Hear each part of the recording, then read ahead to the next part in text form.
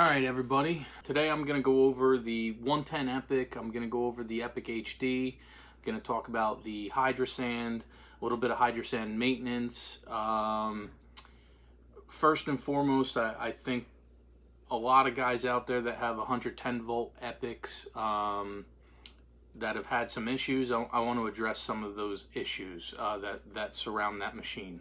So one of the things I want to go over is sandpaper sequence and high and low speed in your 110 volt Epoch. Okay, so a lot of people out there, I've been seeing a lot of guys question, oh, who runs their Epoch on high speed with what grit, so on and so forth, how they should be running their machines, all those types of questions. So I actually drew up this little whiteboard for everybody.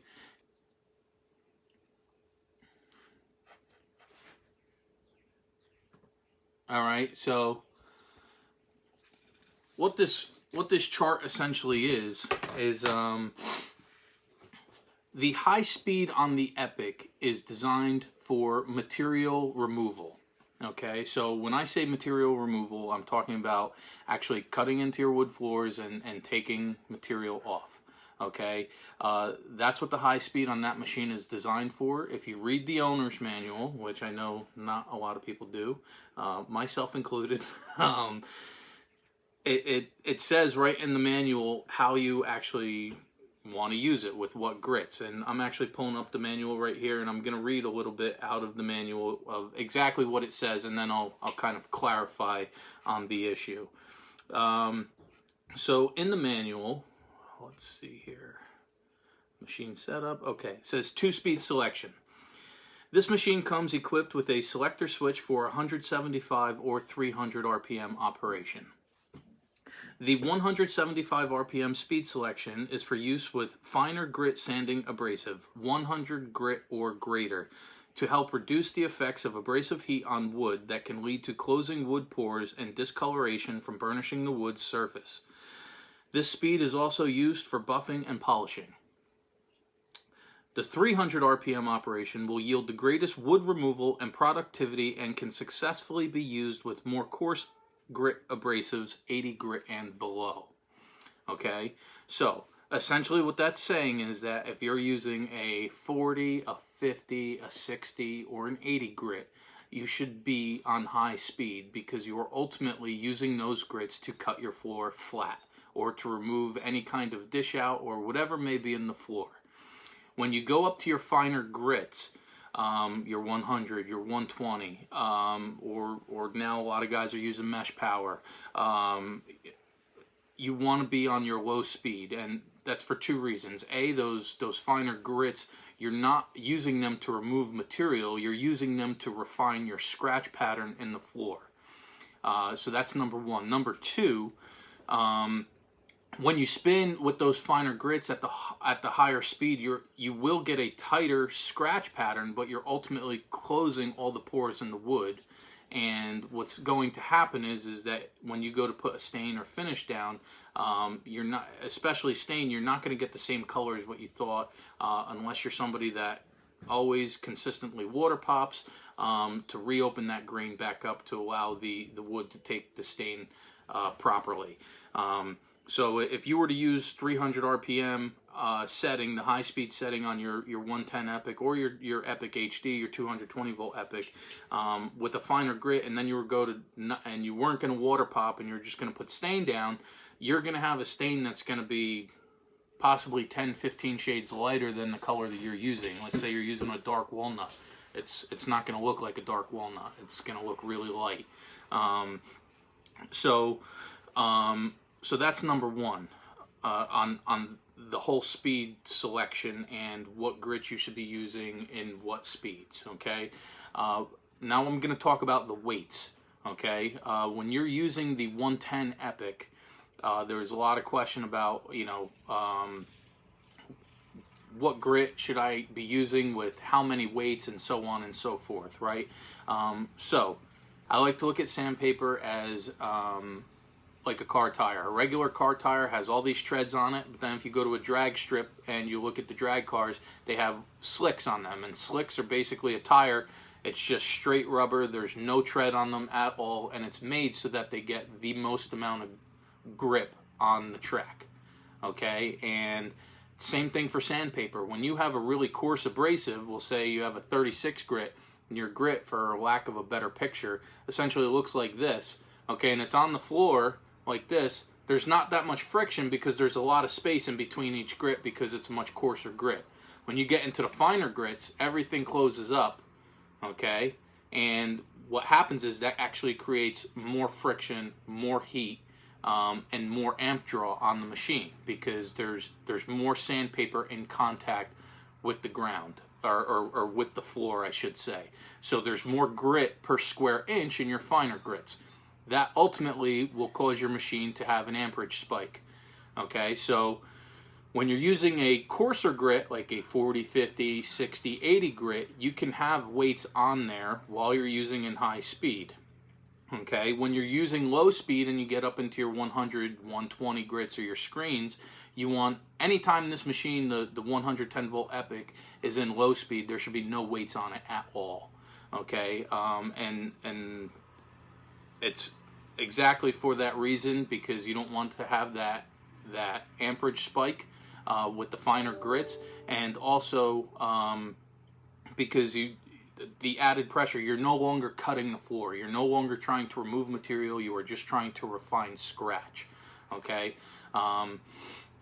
so it's kind of like the same thing with your big machine. When your coarser grits, you're putting as much head pressure on, and as you go up to your finer grits, you're taking pressure off. It's the same mentality.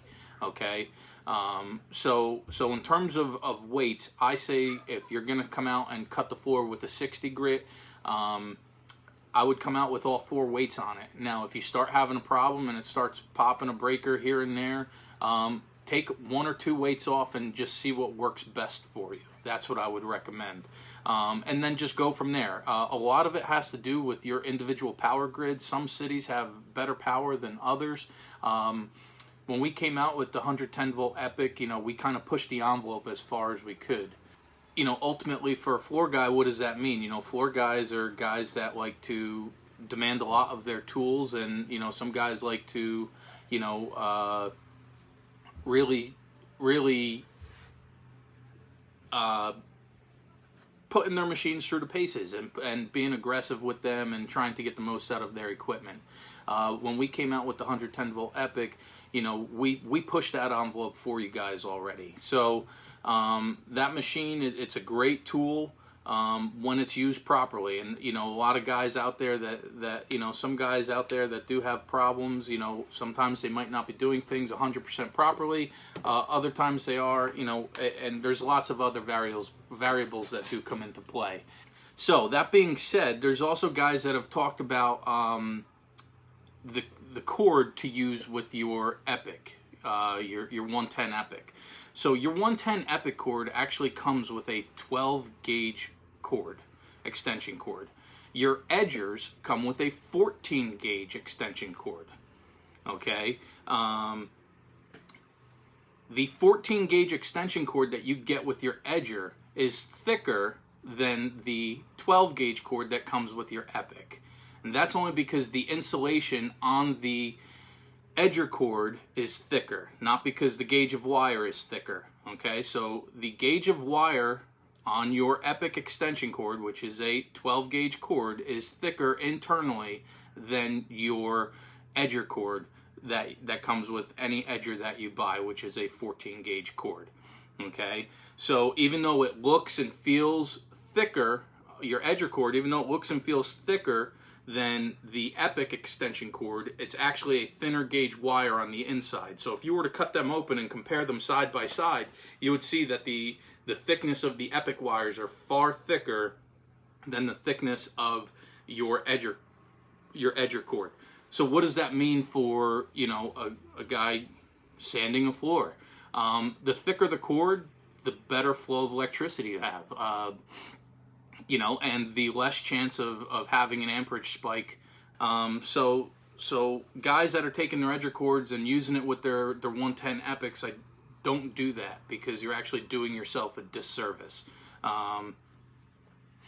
If Okay, so somebody, Arian, is just saying he's got a bunch of cords.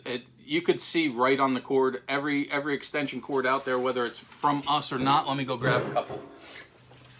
So I got some cords right here, and if you guys look, so this is a cord that I've had for a couple years now. It says right on here. So on your jacket, if you look at your jacket, all those numbers and letters on there, they actually mean something. Okay. So this here is, it says it's 12-3.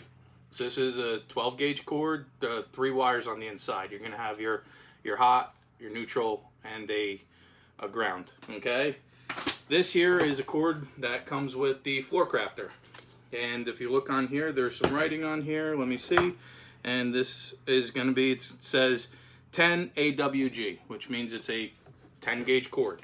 Okay. So that's what comes with your floor crafter. This is also a 220 cord, so there's your difference. So if you have a bunch of cords that are are mixed up, you could simply just read the jacket on them and identify exactly what it is. So that being said, I'm gonna go into the Hydrasand. Okay, so if you have an Epoch, you probably got it with a Hydrasand. So let me move this over here. A lot of guys, you know, had been asking me, oh, you know, how do I change out my pads on my Hydrasand? Well, I'm going to show you guys how to do that. It's extremely simple. Anybody could do it as long as you have an Allen key, a screwdriver, a file even. Let me see if I could point this down so you guys could see. Okay, so here we have the Hydrasand. Okay. And if you look on your Hydrasand, you have your shaft right here, and then you have your pad. You got your interface pad. Okay, you take your interface pad off. And what I do is I get a thin screwdriver. You can use the back of a file. You can use an Allen key. Anything you want. I like using the screwdriver here, and there's a hole in this shaft. I just put it in the hole, and then I will just grab the pad and you just loosen it. Okay? And you take the pad off. Just like that. Now when you get a new pad, it's going to come in a bag. It's going to have a rubber protector on the threads, and it's going to have this washer underneath it. You want to make sure the washer stays on there. Alright? So, Lori, that's a great question. I'll answer that in 1 second. So all I'm doing is I just line up the threads, and you're just going to put your new pad on and tighten it down. Just like this. You're going to hold the screwdriver and shaft in place while you tighten it. Just get a good hold, tighten it down. You don't want to go too tight, but just, you know, more than snug. All right, and there you go. That's how you change out your pads on your Hydrasand. Lori asked a great question. What are some recommendations for using your Hydrasand on your regular RS16? So that's a great question. I'll answer it for him right now. Let me pull this camera back up. Oh. Okay, now you guys can see my beautiful face. So, Lori, that's a great question. The way I would answer it is essentially your RS16 is going to be just like, you know, an Epoch 110 on low speed with no weights. So ideally that's going to be great for your final cuts. You can use it, you know, with your coarser grits, but it's not going to be as effective with material removal as an Epoch will be. Okay. What's going to happen is you're only spinning at 175 RPM, and I don't recommend adding weight on top of your RS16, and I'll explain why. So in your regular, everyday 175 RPM buffer, there is a centrifugal switch that sits on top of the rotor on the inside, and what happens is you have two capacitors in your RS16. You have a start capacitor and you have a run capacitor. And this is getting extremely technical, but this is the reason why you don't want to add weights onto your regular 175 RPM buffer. Okay, the start capacitor is used to provide extra power when the machine is trying to start up, and there's two sets of windings. There's start windings and then there's run windings. What happens is once that motor gets up to 80% of its speed, what actually happens is there's a little centrifugal switch that has weights, and once it gets to that certain RPM, those weights will actually come down and it pulls the start windings out of the circuit and it'll put the run windings into the circuit. Okay, so the reason why I'm telling you this is start capacitors are only made for that initial startup. They're not made to stay in the circuit and continue to provide energy to the motor while it's running. Okay, so what happens is when you get up to 80% speed, that centrifugal switch kicks down, it pulls those start windings out, and then the run capacitor and the run windings take over from that point.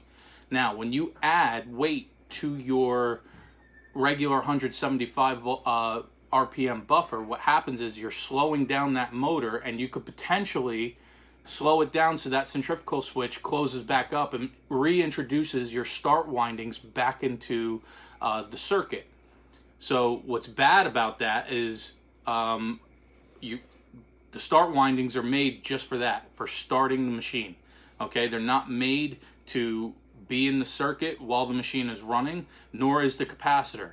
So if anybody has ever taken a buffer apart or any other kind of things, typically your run capacitor is always made out of metal and your start capacitors are always made out of plastic.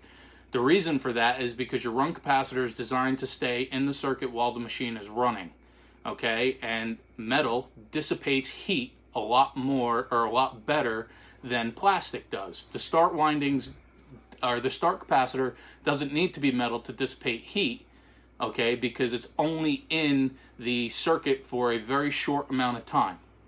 Okay, so it's providing quick burst of energy, help that machine get up to 80% speed, and then it's coming right out of the circuit.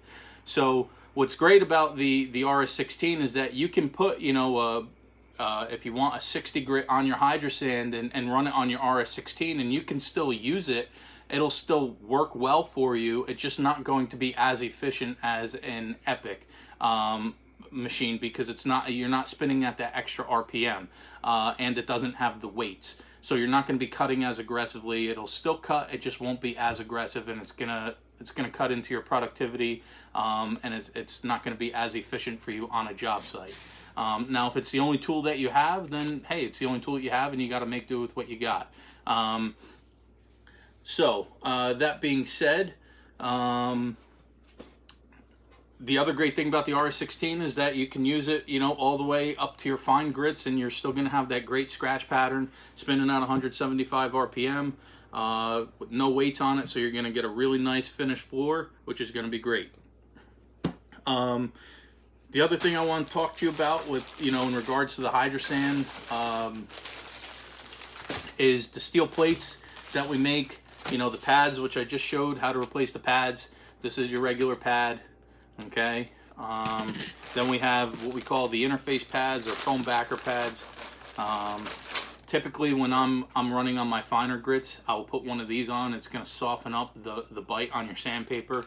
Like if I'm going to use, a lot of guys are using mesh power now, or if I'm using a finer grit, a 100 or a 120, I'm going to throw an interface pad on, and I'm going to soften the bite on that, because again, it's about refining your scratch and removing that aggressive scratch out, right?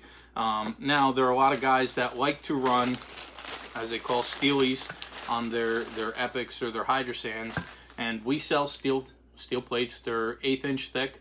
You got your hook and loop on both sides, and basically what guys are doing with these is, some guys will take this and they'll put it on their interface pad, like this, and then they'll have their interface pad on their regular pad, just like that. And what the steel disc is doing is it's actually allowing you to cut into the floor a lot more aggressively. So it's really great.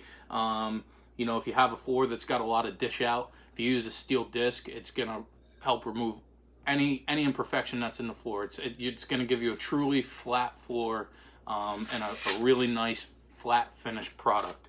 The one thing I will say about the steel discs is that they make your machine a lot more aggressive. Okay, they can put a very aggressive scratch in the floor. So I recommend using these on your coarser grits when you're really trying to get everything flat and smooth, and then coming back, taking these off, using a finer grit, like a 100 or 120, whatever you typically finish with just your regular interface pad and your regular backer pad. So I saw Rick Arnold asked something about, is it the same for the Sander 1600 BC in terms of the RS16? Yes, it's the same thing. So now I want to talk about the Epoch HD. Okay, so the Epoch HD, you know, we released in November of last year. There's lots of guys out there that have one. They're great tools. It's essentially the same thing as our 110 volt Epoch. There are a couple of differences, a couple of changes that we made, and I just want to go over those changes so that you guys understand what they are and how we address some issues that we saw. So the first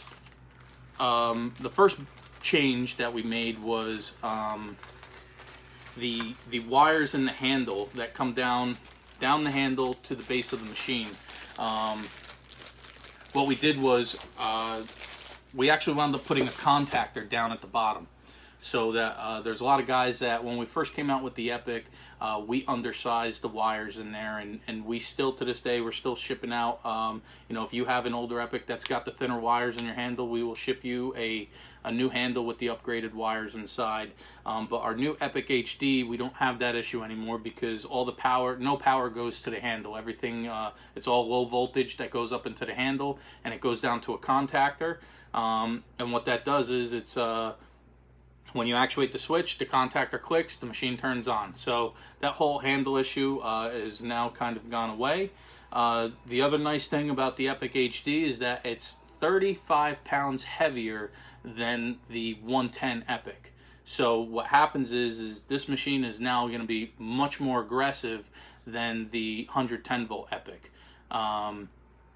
The other really cool thing that we added in is a lot of guys refer to it. Arian just said something. The kickstand.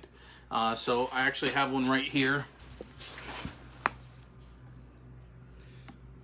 So we got our little kickstand wheels. Okay, so what those wheels do, and as you can see, right back here, you can see the back of the machine is actually lifted up. And the reason why we did that, okay, let me turn this around. So the reason why we did that was because a lot of guys were complaining that when they go to tip their machine back, what they were noticing is that they were actually bending their come on, Kevin, you could do this. There you go. There you go. Okay. Nope. Okay. What they were actually doing was they were bending the pads on their Hydrasand, because what was happening was when you go to rock back your machine, okay, all that pressure is being put on this pad when you go to rock back. So now those little kickstands, they actually will prop the machine up like this, so that when you go to tilt the machine back, change the paper, the pads don't touch the floor, or there's no pressure on the pads when they roll back. Okay, so that's another really cool added upgrade that we made. And then other than that, you know, the capability of the 220 volt Epoch is great, because, you know, I think it's a way more versatile machine. It's capable of a lot more. You know, when you increase voltage, your amperage drops, so the machine doesn't run nearly as hot as the 110 volt Epochs do. You know, it's a lot more comfortable of a machine when you demand a lot of it. You know, everything I've thrown at that machine, it eats it up, no problem. Michael Wong's asking a question. Wheel bolts stick out from wheels on my 110 volt Epoch. Oops, my 110 volt Epoch, and like to scrape door frames. Any idea for a fix on those? So that is a good question. I would, Arian, have you tried missing the door frames? You know, that's something. I'll bring that to my product manager. I'll see what he has to say about it. Maybe there's something that we could do in the future. You know, maybe we come out with an upgrade kit. I do know that with the kickstand, we do have a retro kit for the 110 volt Epochs. If you did want to purchase that, you could purchase it's the retrofit kit to upgrade your 110 volt a wheel setup, so you have those little quick stands. Okay. Okay. So my product manager, Roy Cox, American Sanders Roy, he's viewing right now, and he just said he's going to take a look. So that's great. So this is just another reason why it's really great for you guys to tune into this kind of stuff.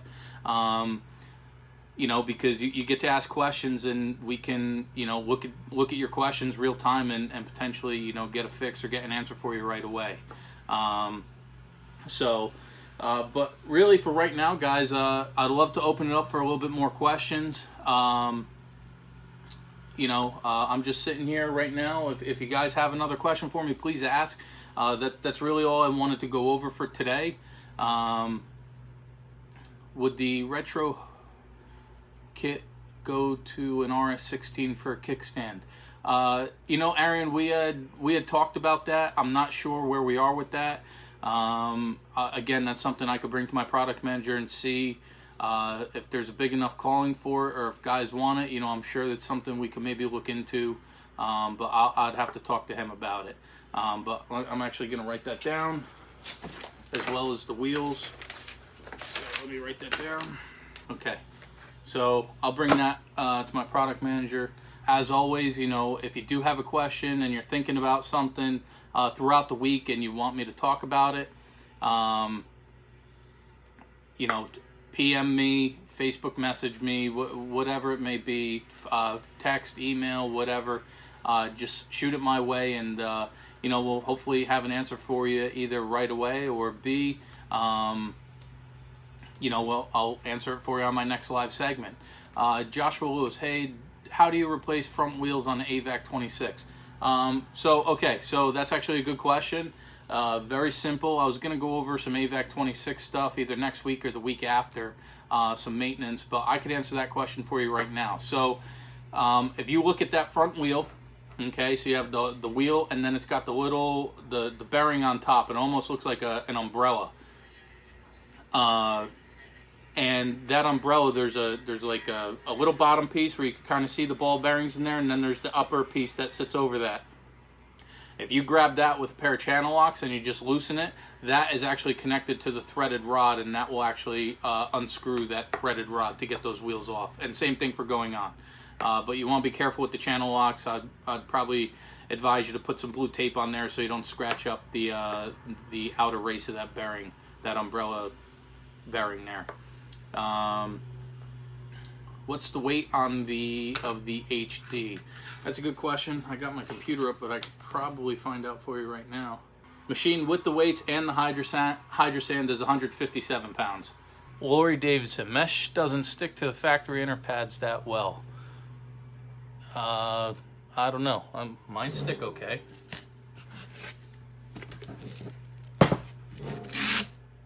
I got nice grip on mine. Scott Underwood, when are we going to start financing?